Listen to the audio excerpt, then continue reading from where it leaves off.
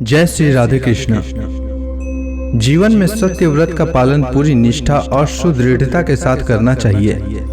ऐसा न करने पर भगवान न केवल नाराज होते हैं अपितु दंड स्वरूप संपत्ति और बंधु बांधवों के सुख से वंचित भी कर देते हैं। इस अर्थ में सत्यनारायण भगवान की कथा लोक में सच्चाई की प्रतिष्ठा का लोकप्रिय और सर्वमान्य धार्मिक साहित्य है। पूर्णिमा के दिन सत्यनारायण भगवान की कथा अवश्य सुनना चाहिए।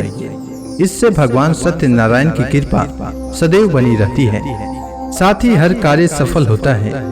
पूर्णिमा के दिन संध्या के समय स्नान आदि कर्मों से निवृत्त होकर पूजा स्थल में आसन पर बैठकर श्रद्धा पूर्वक श्री गणेश, वरुण, गौरी, विष्णु आदि सभी देवताओं का स्मरण कर पूजन करें तथा संकल्प लें कि मैं सदा सत्यनारायण भगवान की पूजा तथा कथा श्रवण करूंगा। फूल हाथ में लेकर सत्यनारायण भगवान का ध्यान करें। यज्ञोपवीत, धूप, पुष्प, नैवेद्य आदि अर्पित कर प्रार्थना करें, हे भगवान, मैंने श्रद्धा पूर्वक फल जल आदि समस्त सामग्री आपको अर्पण की है, आप इसे स्वीकार करें। मेरा आपको बार बार प्रणाम है। इसके पश्चात सत्यनारायण भगवान की कथा सुने। आइए सुनते हैं श्री सत्यनारायण भगवान की कथा। श्री सत्यनारायण व्रत कथा प्रथम अध्याय। महामुनि ऋषि व्यास जी ने कहा, बहुत समय पहले नैमिषारण्य तीर्थ में सौनकादि 88,000 ऋषियों ने पुराण वेता श्री सूत जी से पूछा, हे सूत जी, इस कलयुग में वेद विद्या रहित मनुष्यों को ईश्वर भक्ति किस प्रकार मिलेगी तथा उनका उद्धार कैसे होगा? हे मुनि श्रेष्ठ, कोई ऐसा व्रत अथवा तप बताइए जिसके करने से थोड़े ही समय में पुण्य प्राप्त हो तथा मनोवांछित फल भी मिले। ऐसी कथा सुनने की हमारी बहुत इच्छा है। इस प्रश्न पर शास्त्रों के ज्ञाता श्री सूत जी ने कहा, हे वैष्णव में पूज्य, आप सभी ने प्राणियों के हित एवं कल्याण की बात पूछी है। अब मैं उस श्रेष्ठ व्रत को आप लोगों से कहूँगा जिसे श्रेष्ठ मुनि नारद जी ने श्री लक्ष्मी नारायण भगवान से पूछा था और श्री लक्ष्मी नारायण भगवान ने मुनि श्रेष्ठ नारद जी को बताया था। आप सभी श्रेष्ठ गण इस कथा को ध्यान पूर्वक सुने। मुनि श्रेष्ठ नारद दूसरों के कल्याण हेतु सभी लोकों में घूमते हुए एक समय मृत्यु लोक में आ पहुँचे। यहाँ बहुत सी योनियों में जन्मे प्रायः सभी मनुष्यों को अपने कर्मानुसार अनेक कष्टों में पीड़ित देखकर उनको विचार आया कि किस यत्न के करने से निश्चय ही प्राणियों के कष्टों का निवारण हो सकेगा। मन में ऐसा विचार कर श्री नारद जी विष्णु लोक को गए। वहाँ श्वेत वर्ण और 4 भुजाओं वाले देवों के इस नारायण को, जिनके हाथों में शंख, चक्र, गदा और पद्म थे तथा वरमाला पहने हुए थे, उनको देखकर उनकी स्तुति करने लगे। नारद जी ने कहा, हे भगवान, आप अत्यंत शक्तिवान हैं। मन तथा वाणी भी आपको नहीं पा सकती। आपका आदि मध्य अंत नहीं है। आप निर्गुण स्वरूप सृष्टि के कारण भक्तों के कष्टों को नष्ट करने वाले हो। आपको मेरा सत सत नमन है। नारद जी के इस प्रकार प्रार्थना सुनकर विष्णु भगवान बोले, हे योगी राज, आपके मन में क्या है? आपका किस कार्य हेतु यहाँ आगमन हुआ है? निसंकोच कहें। तब मुनि श्रेष्ठ नारद जी ने कहा, मृत्यु लोक में सब मनुष्य जो अनेक योनियों में पैदा हुए हैं, अपने अपने कर्मों द्वारा अनेक प्रकार के कष्टों के कारण दुखी हैं। हे स्वामी, यदि आप मुझ पर दया रखते हैं तो बताइए कि उन मनुष्यों के सब कष्ट थोड़े से ही प्रयत्न से किस प्रकार दूर हो सकते हैं? श्री विष्णु भगवान ने कहा, हे नारद, मनुष्यों की भलाई के लिए तुमने बहुत अच्छा प्रश्न किया है। जिस व्रत के करने से मनुष्य मोह से छूट जाता है, वह व्रत मैं तुमसे कहता हूँ। सुनो, अति पुण्य प्रदान करने वाला, स्वर्ग तथा मृत्यु लोक दोनों में दुर्लभ एक अति उत्तम व्रत है जो आज मैं तुमसे कहता हूँ। श्री सत्यनारायण भगवान का यह व्रत विधि विधान पूर्वक संपन्न करने पर मनुष्य इस धरती पर सभी प्रकार के सुख भोग कर मरणोपरांत मोक्ष को प्राप्त होता है। श्री विष्णु भगवान के ऐसे वचन सुनकर नारद मुनि बोले, हे भगवान, उस व्रत का क्या विधान है? फल क्या है? इससे पूर्व किसने यह व्रत किया है और किस दिन यह व्रत करना चाहिए? कृपया मुझे विस्तार से समझाइए। श्री विष्णु भगवान ने कहा, हे नारद, दुख, सुख एवं सभी प्रकार की व्याधियों को दूर करने वाला यह व्रत सब स्थानों पर विजय दिलाने वाला है। श्रद्धा और भक्ति के साथ किसी भी दिन मनुष्य संध्या के समय श्री सत्यनारायण भगवान की ब्राह्मणों और बंधुओं के साथ पूजा करे। भक्ति भाव से नैवेद्य केले का फल, घी, शहद, गुड़, दूध और गेहूं का चूर्ण लेवे। इन सभी को भक्ति भाव से भगवान श्री सत्यनारायण को अर्पण करें। बंधु बांधवों सहित ब्राह्मणों को भोजन कराएं। इसके पश्चात ही स्वयं भोजन करें। रात्रि में श्री सत्यनारायण भगवान के गीत आदि का आयोजन कर श्री सत्यनारायण भगवान का स्मरण करते हुए समय व्यतीत करें। इस तरह जो मनुष्य व्रत करेंगे उनकी मनोकामनाएं अवश्य ही पूर्ण होगी। विशेष रूप से कलयुग में मृत्यु लोक में यही एक ऐसा उपाय है जिससे अल्प समय और कम धन में महान पुण्य की प्राप्ति हो सकती है। इति श्री सत्यनारायण व्रत कथा प्रथम अध्याय संपूर्ण। श्री सत्यनारायण व्रत कथा द्वितीय अध्याय। महान संत सूत जी ने कहा, हे ऋषियों, जिन्होंने प्राचीन काल में इस व्रत को किया है उनका इतिहास मैं आप सबसे कहता हूँ, ध्यान पूर्वक सुने। अति सुंदर काशीपुर नगरी में एक अति निर्धन ब्राह्मण वास करता था। वह भूख और प्यास से बेचैन होकर हर समय दुखी रहता था। ब्राह्मणों से प्रेम करने वाले श्री विष्णु भगवान ने उसको दुखी देखकर एक दिन बुढ़े ब्राह्मण का वेश धारण कर निर्धन ब्राह्मण के पास जाकर बड़े आदर से पूछा, हे ब्राह्मण, तुम हर समय ही दुखी होकर पृथ्वी पर क्यों घूमते हो? हे श्रेष्ठ ब्राह्मण, अपनी व्यथा मुझसे कहो, मैं सुनना चाहता हूँ। कष्टों से घिरे उस ब्राह्मण ने कहा, मैं निर्धन ब्राह्मण हूँ, भिक्षा के लिए पृथ्वी पर मारा मारा फिरता हूँ। हे भगवान, यदि आप इससे मुक्ति पाने का कोई उपाय जानते हो तो कृपया करके मुझे बताएं। वृद्ध ब्राह्मण का रूप धारण किए हुए श्री विष्णु भगवान बोले, हे ब्राह्मण, श्री सत्यनारायण भगवान मनोवांछित फल देने वाले हैं, इसीलिए तुम उनका विधि पूर्वक पूजन करो, जिसके करने से मनुष्य सब दुखों से मुक्त हो जाता है। दरिद्र ब्राह्मण को व्रत का संपूर्ण विधान बतलाकर बुढ़े ब्राह्मण का रूप धरे हुए श्री सत्यनारायण भगवान अंतर ध्यान हो गए। वृद्ध ब्राह्मण ने जिस व्रत को बतलाया है मैं उसको अवश्य विधि विधान सहित करूंगा, ऐसा निश्चय कर वह दरिद्र ब्राह्मण घर को चला गया। परंतु उस रात ब्राह्मण को नींद नहीं आई। अगले दिन वह जल्दी उठा और श्री सत्यनारायण भगवान का व्रत करने का निश्चय कर भिक्षा मांगने के लिए चल दिया। उस दिन उसको भिक्षा में अधिक धन मिला, जिससे उसने पूजा का सब सामान खरीदा और घर आकर अपने बंधु बांधवों के साथ विधि पूर्वक श्री सत्यनारायण भगवान का व्रत किया। इसके करने से वह गरीब ब्राह्मण सब कष्टों से छुटकर अति धनवान हो गया। उस समय से वह ब्राह्मण हर मास व्रत करने लगा। सत्यनारायण भगवान के व्रत को जो शास्त्र विधि के अनुसार श्रद्धा पूर्वक करेगा वह सब कष्टों से मुक्त होकर मोक्ष को प्राप्त करेगा। जो भी मनुष्य श्री सत्यनारायण भगवान का व्रत करेगा वह सब कष्टों से छूट जाएगा। इस तरह नारद जी से सत्यनारायण भगवान का कहा हुआ यह व्रत मैंने तुमसे कहा। हे श्रेष्ठ ब्राह्मणों, अब आप और क्या सुनना चाहते हैं, मुझसे कहें। तब ऋषियों ने कहा, हे मुनीश्वर, संसार में इस विप्र से सुनकर किस किस ने इस व्रत को किया, हम सब सुनना चाहते हैं। मुनियों से ऐसा सुनकर श्री सूत जी ने कहा, हे मुनिगण, जिस जिस प्राणी ने इस व्रत को किया है उन सब की कथा सुनो। एक समय वह धनी ब्राह्मण बंधु बांधवों के साथ शास्त्र विधि के अनुसार अपने घर पर श्री सत्यनारायण भगवान का व्रत कर रहा था। उसी समय एक लकड़ी बेचने वाला बुढ़ा व्यक्ति वहां आया। उसने सिर पर रखा लकड़ियों का गट्ठर बाहर रख दिया और ब्राह्मण के मकान में चला गया। प्यास से बेचैन लकड़हारे ने विप्र को व्रत करते देखा। वह प्यास को भूल गया। उसने विप्र का अभिनंदन किया और पूछा, हे ब्राह्मण, आप यह किसका पूजन कर रहे हैं? इस व्रत को करने से क्या फल मिलता है? कृपया कर मुझे बताएं। तब ब्राह्मण ने कहा, सब इच्छाओं को पूर्ण करने वाला यह श्री सत्यनारायण भगवान का व्रत है। इसी की ही कृपा से मेरे यहाँ धन एवं ऐश्वर्य का आगमन हुआ है। ब्राह्मण से इस व्रत के बारे में जानकर वह लकड़हारा अत्यंत प्रसन्न हुआ। भगवान का चना अमृत लेकर और भोजन करने के पश्चात वह अपने घर को चला गया और फिर अगले दिन लकड़हारे ने अपने मन में संकल्प किया कि आज गांव में लकड़ी बेचने के बाद जो धन मिलेगा उसी से भगवान सत्यनारायण का श्रेष्ठ व्रत करूंगा। मन में ऐसा विचार कर वह लकड़हारा लकड़ियों का गट्ठर अपने सिर पर रखकर जिस नगर में धनवान लोग रहते थे ऐसे सुंदर नगर में गया। उस नगर में उस दिन उसे उन लकड़ियों का दाम पहले दिनों से चौगुना मिला। तब वह बुढ़ा लकड़हारा बहुत प्रसन्न होकर पके केले, गुड़, शहद, घी, दूध, दही और गेहूं का चूर्ण इत्यादि श्री सत्यनारायण भगवान के व्रत की सभी सामग्री लेकर अपने घर आया।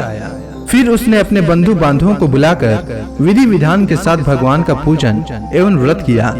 उस व्रत के प्रभाव से वह बुढ़ा लकड़हारा धन धान्य से युक्त हुआ और संसार के समस्त सुख भोग कर अंत में वैकुंठ को चला गया। इति श्री सत्यनारायण व्रत कथा द्वितीय अध्याय संपूर्ण। श्री सत्यनारायण व्रत कथा तृतीय अध्याय। श्री सूत जी बोले, हे श्रेष्ठ मुनियों, अब मैं आगे की एक कथा कहता हूँ। प्राचीन काल में उल्का मुख नाम का एक महान ज्ञानी राजा था। वह जितेंद्रिय और सत्य वक्ता था। प्रतिदिन मंदिरों में जाता तथा गरीबों को धन देकर उनके दुख दूर करता था। उसकी पत्नी कमल के समान सुंदर मुख वाली और सती साध्वी थी। एक दिन भद्रशिला नदी के तट पर वे दोनों विधि विधान सहित श्री सत्यनारायण भगवान का व्रत कर रहे थे। उस समय वहाँ साधु नामक एक वैश्य आया। उसके पास व्यापार के लिए बहुत सा धन था। वह वैश्य नाव को नदी किनारे पर ठहराकर राजा के पास आया। राजा को व्रत करते देखकर उसने विनम्रता पूर्वक पूछा, हे राजन, यह आप क्या कर रहे हैं? मेरी सुनने की इच्छा है, कृपया आप यह मुझे भी समझाइए। महाराज उल्का मुख ने कहा, हे साधु वैश्य, मैं अपने बंधु बांधवों के साथ पुत्र की प्राप्ति के लिए श्री सत्यनारायण भगवान का व्रत व पूजन कर रहा हूँ। राजा के वचन सुनकर साधु नामक वैश्य ने आदर से कहा, हे राजन, मुझे भी इसका संपूर्ण विधि विधान बताएं। मेरे भी कोई संतान नहीं है। मैं भी आपके कहे अनुसार इस व्रत को करूंगा। मुझे विश्वास है इस उत्तम व्रत को करने से अवश्य ही मुझे संतान की प्राप्ति होगी। राजा से व्रत के सब विधान सुन व्यापार से निवृत्त हो वह वैश्य सुख पूर्वक अपने घर आया। उसने अपनी पत्नी को संतान देने वाले इस व्रत के विषय में सुनाया और प्रण किया कि जब मेरे संतान होगी तब मैं इस व्रत को करूंगा। वैश्य ने यह वचन अपनी पत्नी लीलावती से भी कहे। एक दिन उसकी पत्नी लीलावती श्री सत्यनारायण भगवान की कृपा से गर्भवती हो गई। 10वें महीने में उसने एक अति सुंदर कन्या को जन्म दिया। दिनों दिन वह कन्या इस तरह बढ़ने लगी जैसे शुक्ल पक्ष का चंद्रमा बढ़ता है। कन्या का नाम उन्होंने कलावती रखा।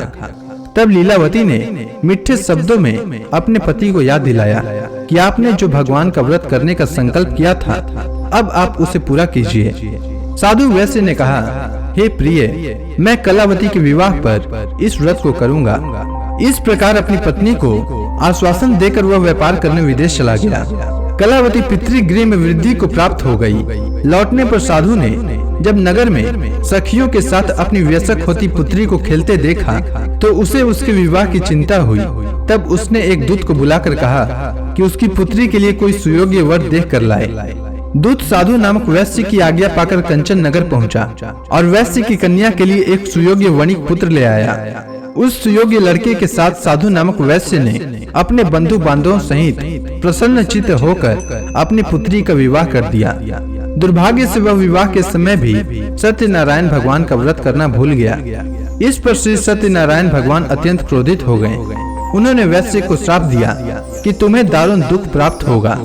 और फिर अपने कार्य में कुशल वह वैश्य अपने दामाद सहित नावों का बेड़ा लेकर व्यापार करने के लिए सागर के समीप स्थित रत्नसारपुर नगर में गया। रत्नसारपुर पर चंद्रकेतु नामक राजा राज करता था। दोनों ससुर जमाई चंद्रकेतु राजा के उस नगर में व्यापार करने लगे। एक दिन भगवान सत्यनारायण की माया से प्रेरित एक चोर राजा चंद्रकेतु का धन चुराकर भाग गया था। राजा के दूतों को उसके पीछे तेजी से आते देखकर चोर ने घबराकर राजा के धन को वैश्य की नाव में छुपाकर रख दिया, जहां वे ससुर जमाई ठहरे हुए थे, और भाग गया। जब दूतों ने उस वैश्य के पास राजा के धन को रखा देखा तो उन्होंने उस ससुर दामाद को ही चोर समझा। वे उन ससुर दामाद दोनों को बांध कर ले गए और राजा के समीप जाकर बोले, आपका धन चुराने वाले ये दो चोर हम पकड़ कर ले आए हैं। देखकर आज्ञा दें। तब राजा ने बिना उस वैश्य की बात सुने उसे कारागार में डाल देने का आज्ञा दे दी। इस प्रकार राजा की आज्ञा से उनको कारावास में डाल दिया गया तथा उनका सारा धन भी छीन लिया गया। सत्यनारायण भगवान के श्राप के कारण उस वैश्य की पत्नी लीलावती व पुत्री कलावती भी घर पर बहुत दुखी हुई। उनका सारा धन चोर चुरा कर ले गया। मानसिक व शारीरिक पीड़ा तथा भूख प्यास से अति दुखी हो भोजन की आस में कलावती एक ब्राह्मण के घर गई। उसने ब्राह्मण को श्री सत्यनारायण भगवान का व्रत विधि पूर्वक करते देखा। उसने कथा सुनी तथा श्रद्धा पूर्वक प्रसाद ग्रहण कर रात को घर आई। माता ने कलावती से पूछा, हे पुत्री, तू अब तक कहाँ रही? मैं तेरे लिए बहुत चिंतित थी। माता के शब्द सुन कलावती बोली, हे माता, मैंने एक ब्राह्मण के घर श्री सत्यनारायण भगवान का व्रत होते देखा है और मेरी भी उस उत्तम व्रत को करने की इच्छा है। माता ने कन्या के वचन सुनकर सत्यनारायण भगवान के पूजन की तैयारी की। उसने बंधुओं सहित श्री सत्यनारायण भगवान का पूजन व व्रत किया और वह मांगी कि मेरे पति और दामाद शीघ्र ही घर लौट आएं। साथ ही विनती की कि हे प्रभु, अगर हमसे कोई भूल हुई हो तो हमें क्षमा करें। श्री सत्यनारायण भगवान इस व्रत से प्रसन्न हो गए। उन्होंने राजा चंद्रकेतु को स्वप्न में दर्शन देकर कहा, हे राजन, जिन दोनों वैश्यों को तुमने बंदी बना रखा है वे निर्दोष हैं। उन्हें प्रातः ही छोड़ दो। उनका सब धन जो तुमने अधिग्रहित किया है लौटा दो, अन्यथा मैं तुम्हारे राज्य, धन, पुत्र आदि सब नष्ट कर दूंगा। राजा से ऐसे वचन कहकर भगवान अंतर ध्यान हो गए और फिर प्रातः काल राजा चंद्रकेतु ने दरबार में सबको अपना स्वप्न सुनाया और सैनिकों को आज्ञा दी कि दोनों वैश्यों को कैद से मुक्त कर दरबार में ले आएं। दोनों ने आते ही राजा को प्रणाम किया। राजा ने कोमल वचनों में कहा, हे महानुभाव, तुम्हें अज्ञानता वश ऐसा कठिन दुख प्राप्त हुआ है। अब तुम्हें कोई भय नहीं है, तुम मुक्त हो। इसके बाद राजा ने उनको नए नए वस्त्राभूषण पहनवाए तथा उनका जितना धन लिया था उससे दोगुना लौटाकर आदर से विदा किया। दोनों वैश्य अपने घर को चल दिए। इति श्री सत्यनारायण व्रत कथा तृतीय अध्याय संपूर्ण। श्री सत्यनारायण व्रत कथा चतुर्थ अध्याय। सूत जी ने आगे कहा, वैश्य ने यात्रा आरंभ की और अपने नगर को चला। उनके थोड़ी दूर आगे बढ़ने पर दंडी वेशधारी श्री सत्यनारायण भगवान ने उसकी परीक्षा लेने हेतु उससे पूछा, हे वैश्य, तेरी नाव में क्या है? अभिमानी वणिक हंसता हुआ बोला, हे दंडी, आप क्यों पूछते हैं? क्या धन लेने की कामना है? मेरी नाव में तो बेल के पत्ते भरे हैं। वैश्य के ऐसे वचन सुनकर दंडी वेशधारी श्री सत्यनारायण भगवान बोले, तुम्हारा वचन सत्य हो। ऐसा कहकर वे वहां से चले गए और कुछ दूर जाकर समुद्र के तट पर बैठ गए। दंडी महाराज के जाने के पश्चात वैश्य ने नित्य क्रिया से निवृत्त होने के बाद नाव को ऊंची उठी देखकर अचंभा किया तथा नाव में बेल पत्ते आदि देखकर मूर्छित हो जमीन पर गिर पड़ा। मूर्छा खुलने पर अति शोक करने लगा। तब उसके दामाद ने कहा, आप शोक न करें, यह दंडी महाराज का श्राप है, अतः हमें उनकी शरण में ही चलना चाहिए, वही हमारे दुखों का अंत करेंगे। दामाद के वचन सुनकर वह वैश्य दंडी भगवान के पास पहुंचा और अत्यंत भक्ति भाव से पश्चाताप करते हुए बोला, मैंने जो आपसे असत्य वचन कहे थे उनके लिए मुझे क्षमा करें। ऐसा कहकर वह शोकातुर हो रोने लगा। तब दंडी भगवान बोले, हे वणिक पुत्र, मेरी आज्ञा से ही बार बार तुझे कष्ट प्राप्त हुआ है, तू मेरी पूजा से विमुख हुआ है। तब उस वैश्य ने कहा, हे भगवान, आपकी माया को ब्रह्मा आदि देवता भी नहीं जान पाते, तब मैं मूर्ख भला कैसे जान सकता हूँ? आप प्रसन्न होइए, मैं अपनी क्षमता अनुसार आपकी पूजा करूंगा। मेरी रक्षा कीजिए और मेरी नौका को पहले के समान धन से परिपूर्ण कर दीजिए। उसके भक्ति से परिपूर्ण वचन सुनकर श्री सत्यनारायण भगवान प्रसन्न हो गए और उसकी इच्छा अनुसार वर देकर अंतर ध्यान हो गए। तब ससुर व दामाद दोनों ने नाव पर आकर देखा कि नाव धन से परिपूर्ण है। फिर वह विधि विधान से भगवान सत्यनारायण का पूजन कर साथियों सहित अपने नगर को चला। जब वह अपने नगर के निकट पहुंचा, तब उसने एक दूत को अपने घर भेजा। दूत ने साधु नामक वैश्य के घर जाकर उसकी पत्नी को नमस्कार किया और कहा, आपके पति अपने जमाता सहित इस नगर में समीप आ गए हैं। लीलावती और उसकी पत्नी कलावती उस समय भगवान का पूजन कर रही थी। दूत का वचन सुनकर वैश्य की पत्नी ने बड़े हर्ष के साथ सत्यनारायण भगवान का पूजन पूर्ण किया और अपनी पुत्री से कहा, मैं अपने पति के दर्शन को जाती हूँ, तू पूजा पूर्ण कर शीघ्र आ जाना। परंतु कलावती पूजन एवं प्रसाद छोड़कर अपने पति के दर्शन के लिए चली गई। पूजन एवं प्रसाद की अवज्ञा के कारण भगवान सत्यनारायण रुष्ट हो गए। उसके पति को नाव सहित पानी में डुबो दिया। कलावती अपने पति को न पाकर रोती हुई जमीन पर गिर पड़ी। नौका को डूबा हुआ तथा कन्या को रोती हुई देख साधु नामक वैश्य द्रवित हो बोला, हे प्रभु, मुझसे या मेरे परिवार से अज्ञानता वश जो अपराध हुआ है उसे क्षमा करें। उसके ऐसे वचन सुनकर सत्यदेव भगवान प्रसन्न हो गए और आकाशवाणी हुई, हे वैश्य, तेरी पुत्री मेरे प्रसाद छोड़कर आई है, इसीलिए इसका पति अदृश्य हुआ है। यदि वह घर जाकर प्रसाद ग्रहण कर लौटे तो इसे इसका पति अवश्य मिलेगा। आकाशवाणी सुनकर कलावती ने घर पहुंचकर प्रसाद ग्रहण किया और फिर आकर अपने पति को पूर्व रूप में पाकर वह अति प्रसन्न हुई तथा उसने अपने पति के दर्शन किए। तत्पश्चात साधु वैश्य ने वहीं बंधु बांधवों सहित सत्यदेव का विधि पूर्वक पूजन किया। वह इस लोक के सभी प्रकार के सुख भोग कर अंत में मोक्ष को प्राप्त हुआ। इति श्री सत्यनारायण व्रत कथा चतुर्थ अध्याय संपूर्ण। श्री सत्यनारायण व्रत कथा पंचम अध्याय। श्री सूत जी बोले, हे ऋषिगण, मैं एक और कथा कहता हूँ, आप सभी ध्यान से सुनो। सदा प्रजा के लिए चिंतित तुंग ध्वज नाम का एक राजा था। उसने भगवान सत्यनारायण का प्रसाद त्याग कर बहुत कष्ट पाया। एक समय राजा वन में वन्य पशुओं को मारकर बड़ के वृक्ष के नीचे आया। वहां उसने ग्वालों को भक्ति भाव से बंधु बांधवों सहित श्री सत्यनारायण भगवान का पूजन करते देखा। परंतु राजा देखकर भी अभिमान के कारण न तो वहां गया और न ही सत्यदेव भगवान को नमस्कार ही किया। जब ग्वालों ने भगवान का प्रसाद उसके सामने रखा तो वह प्रसाद छोड़कर अपने नगर को चला गया। नगर में पहुंचकर उसने देखा कि उसका सारा राज्य नष्ट हो गया है। वह समझ गया कि यह सब भगवान सत्यदेव ने रुष्ट होकर किया है। तब वह वन में वापस गया और ग्वालों के समीप जाकर विधि पूर्वक पूजन कर प्रसाद ग्रहण किया तो सत्यनारायण भगवान की कृपा से सब कुछ पहले जैसा हो गया और लंबे समय तक सुख भोग कर मरणोपरांत वह मोक्ष को प्राप्त हुआ। जो मनुष्य इस श्रेष्ठ दुर्लभ व्रत को करेगा, श्री सत्यनारायण भगवान की कृपा से उसे धन धान्य की कोई कमी नहीं होगी।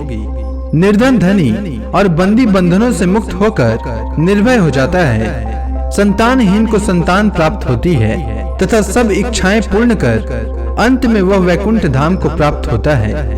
अब उनके बारे में भी जानिए जिन्होंने पहले इस व्रत को किया। अब उनके दूसरे जन्म की कथा भी सुनिए। सतानंद नामक वृद्ध ब्राह्मण ने सुदामा के रूप में जन्म लेकर श्री कृष्ण की भक्ति एवं सेवा कर वैकुंठ प्राप्त किया। उल्का मुख नामक महाराज राजा दशरथ बने और श्री रंगनाथ का पूजन कर मोक्ष को प्राप्त हुए। साधु नाम के वैश्य ने धर्मात्मा व सत्य प्रतिज्ञ राजा मोरध्वज बनकर अपने पुत्र को आरे से चीरकर वैकुंठ धाम प्राप्त किया। महाराज तुंगध्वज स्वयंभू मनु बने। उन्होंने बहुत से लोगों को भगवान की भक्ति में लीन कराकर वैकुंठ धाम प्राप्त किया। लकड़हारा अपने अगले जन्म में गुह नामक निषाद राज बना, जिसने राम के चरणों की सेवा कर अपने सभी जन्मों को संवार लिया। इति श्री सत्यनारायण व्रत कथा पंचम अध्याय संपूर्ण। तो प्रेम से बोलिए श्री सत्यनारायण भगवान की जय। जय लक्ष्मी रमणा स्वामी, जय लक्ष्मी रमणा। सत्यनारायण स्वामी, सत्यनारायण स्वामी, जनपातक हरणा। जय लक्ष्मी रमणा। रत्न जड़ित सिंहासन अद्भुत छवि राजय। नारद करत निराजन घंटा ध्वनि बाजय। जय लक्ष्मी रमणा। प्रकट भय कलिकारन द्विज को दरस दियो। प्रभु द्विज को दरस दियो। बूढ़ो बन कर, बूढ़ो ब्राह्मण बन कर, कंचन महल कियो। ओम जय लक्ष्मी रमणा। दुर्बल भील कठारो, जिन पर कृपा करी, प्रभु जिन पर कृपा करी। चंद्रचूड़ इक राजा, चंद्रचूड़ इक राजा, जिनकी विपत हरी। जय लक्ष्मी रमणा। वैश्य मनोरथ पायो, श्रद्धा तज दिन्ही, प्रभु श्रद्धा तज दिन्ही। सो फल भाग्यो प्रभु जी, सो फल भाग्यो प्रभु जी, फिर स्तुति किन्ही। जय लक्ष्मी रमणा। भाव भक्ति के कारण छिन छिन रूप धरयो, प्रभु छिन छिन रूप धरयो। श्रद्धा धारण किन्नी, तिनको काज सरयो। जय लक्ष्मी रमणा। ग्वाल बाल संग राजा, वन में भक्ति करी, प्रभु वन में भक्ति करी। मन वांछित फल दीना, मन वांछित फल दीना, दिन दयालु हरि। जय लक्ष्मी रमणा। चढ़त प्रसाद सवायो, कदली फल मेवा, प्रभु कदली फल मेवा। धूप दीप तुलसी से, राजी सत्य देवा। जय लक्ष्मी रमणा। सत्य नारायण जी की आरती जो कोई नर गावे, प्रभु आरती जो कोई नर गावे। रिद्धि सिद्धि सुख संपत्ति, रिद्धि सिद्धि सुख संपत्ति, जी भर के पावे। जय लक्ष्मी रमणा। प्रेम से बोलिए सत्यनारायण भगवान की जय।